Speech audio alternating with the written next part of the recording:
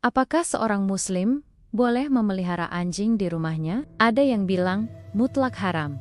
Ada yang mengatakan boleh, asal di luar rumah. Bahkan, ada ulama yang lebih longgar lagi. Lalu, apa sebenarnya hukum yang benar menurut Al-Quran, hadis, dan para ulama? Inilah yang akan kita bahas bersama. Ketika kita berbicara tentang hewan peliharaan, sebagian besar orang akan langsung teringat pada kucing, burung, atau ikan hias. Tetapi, ada satu hewan yang selalu menimbulkan perdebatan di kalangan umat Islam. Anjing. Pertanyaannya sederhana. Bolehkah seorang muslim memelihara anjing di rumahnya? Isu ini sudah lama menjadi bahan diskusi, baik di majelis ilmu, forum masyarakat, maupun dunia maya. Ada yang mengatakan sama sekali haram. Ada yang memperbolehkan dengan syarat, dan ada pula yang mengambil posisi tengah. Untuk memahami masalah ini secara utuh, kita perlu langsung kembali kepada sumber utama Islam, Al-Quran, hadis Nabi, dan pandangan ulama dari berbagai mazhab. Anjing dalam perspektif Al-Quran. Al-Quran beberapa kali menyebut anjing, tetapi tidak pernah secara eksplisit melarang atau membolehkan memeliharanya di rumah. Misalnya, dalam surah Al-Maidah ayat 4, Allah menyebutkan tentang anjing pemburu. Mereka menanyakan kepadamu, apakah yang dihalalkan bagi mereka? Katakanlah, dihalalkan bagimu yang baik-baik, dan buruan yang ditangkap oleh binatang buas, yang telah kamu latih untuk berburu. Yang kamu latih menurut apa yang diajarkan Allah kepadamu. Maka makanlah dari apa yang ditangkapnya untukmu, dan sebutlah nama Allah atasnya. Ayat ini menjadi bukti bahwa anjing bisa dimanfaatkan untuk kepentingan tertentu, seperti berburu, atau menjaga ternak. Jika anjing sama sekali haram, tentu Allah tidak akan menyebutnya dalam konteks yang dihalalkan. Selain itu, kita juga menemukan kisah Ashabul Kahfi dalam surah Al-Kahfi ayat 18, yang menyebutkan ada seekor anjing yang menemani para pemuda beriman di dalam gua. Anjing itu bahkan disebut dengan penuh penghormatan. Dan anjing mereka menjulurkan kedua lengannya di depan gua. Ini memperlihatkan bahwa keberadaan anjing tidak selalu dipandang negatif. Hadis Nabi tentang anjing berbeda dengan Al-Quran yang bernuansa netral. Hadis Nabi SAW lebih spesifik. Ada beberapa hadis sahih yang sering dijadikan dasar hukum najisnya liur anjing. Rasulullah bersabda, "Jika anjing menjilat bejana salah seorang di antara kalian, maka hendaklah ia mencucinya 7 kali. Salah satunya dengan tanah." HR, Bukhari dan Muslim. Hadis ini menunjukkan bahwa liur anjing dianggap najis dan perlu perlakuan khusus dalam membersihkannya. Larangan tanpa alasan syar'i, Rasulullah bersabda, "Barang siapa memelihara anjing, kecuali anjing untuk menjaga ternak, berburu, atau tanaman, maka setiap harinya, pahalanya akan berkurang 1 kirats." HR, Bukhari dan Muslim. Dari sini jelas bahwa memelihara anjing tanpa tujuan yang dibenarkan syariat tidak dianjurkan. Anjing dalam konteks malaikat. Dalam riwayat lain, Nabi bersabda, "Malaikat tidak akan masuk ke rumah yang di dalamnya ada anjing atau gambar." HR, Bukhari, dan Muslim. Hadis ini sering dijadikan alasan bahwa memelihara anjing di dalam rumah dapat menghalangi keberkahan. Pandangan ulama dan mazhab para ulama berbeda pendapat dalam memahami dalil-dalil ini.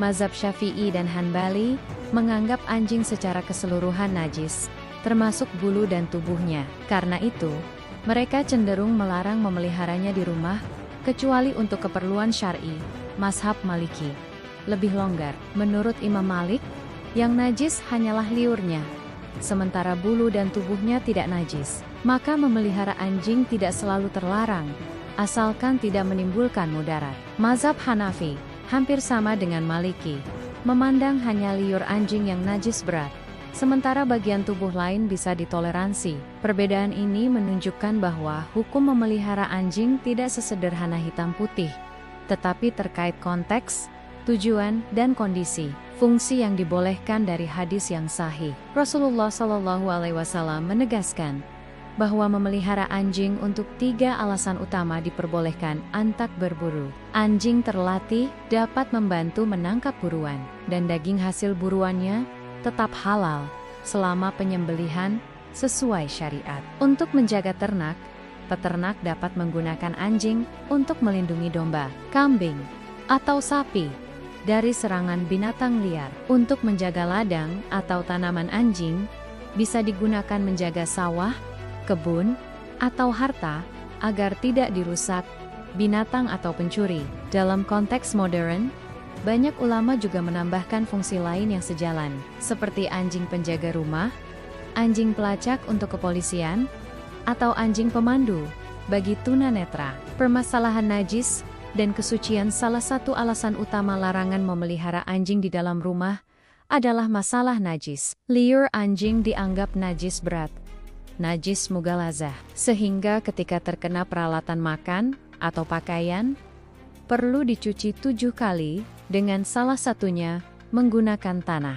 Bagi sebagian orang, aturan ini terasa berat, tetapi dalam kacamata fikih, ia mengajarkan pentingnya kehati-hatian menjaga kesucian ibadah, sebab najis yang melekat pada tubuh atau pakaian bisa menghalangi sahnya salat. Namun, sekali lagi, perbedaan mazhab membuat masalah ini tidak mutlak. Bagi mazhab Maliki, misalnya, hanya liurnya yang najis, sementara bulunya tidak. Artinya, sekadar bersentuhan dengan bulu anjing tidak otomatis membuat seseorang najis. Aspek spiritual.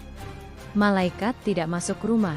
Hadis tentang malaikat yang enggan masuk rumah yang ada anjingnya sering dipahami secara literal. Ulama menafsirkannya bahwa rumah yang dipelihara anjing di dalamnya bisa berkurang keberkahannya. Tetapi sebagian ulama juga menekankan konteks.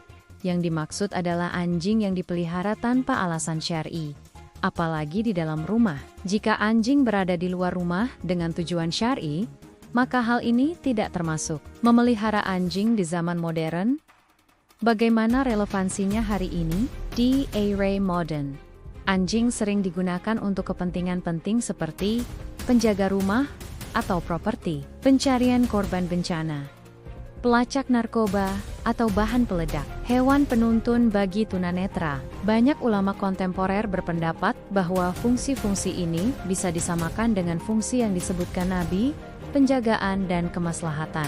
Karena itu, hukumnya diperbolehkan dengan syarat tidak dipelihara di dalam rumah, tetapi di luar atau di tempat khusus. Menjaga kebersihan, terutama dari liurnya, tidak berlebihan memperlakukan anjing layaknya manusia. Misalnya tidur sekamar. Hikmah di balik larangan, mengapa Islam terlihat keras dalam urusan anjing? Para ulama melihat ada beberapa hikmah.